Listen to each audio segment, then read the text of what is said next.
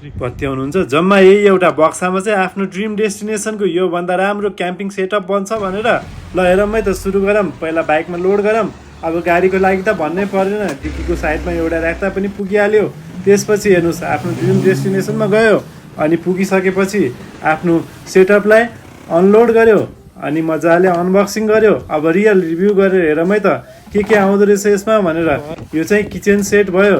सुरुमा चाहिँ हामीले सुरु गरौँ यो टेबलबाट। एकदम अल्ट्रा लाइट र अल्ट्रा पोर्टेबल यो टेबल चाहिँ यहाँहरूको लागि अति उत्तम हुनसक्छ। यति सजिलै सेटअप भइहाल्छ है। अनि यो सबै सामानहरू चाहिँ यही बक्सामा अटेको छ।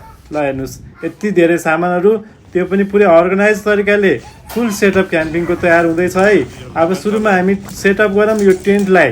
टेन्ट बनाउनु पनि एकदम सजिलो छ। पुरै एल्युमिनियमको अल्ट्रा लाइट र अल्ट्रा पोर्टेबल पोल भएको यो टेन्ट चाहिँ कति सजिलै तयार हुन्छ। अब टेन्ट तयार भइसकेपछि यो बक्सको जादु हेरौँ है त। यो बक्समा चाहिँ आफैमा एउटा टेबल पनि हो। ल हेर्नुहोस् यति राम्रो टेबल पनि बनिहाल्यो।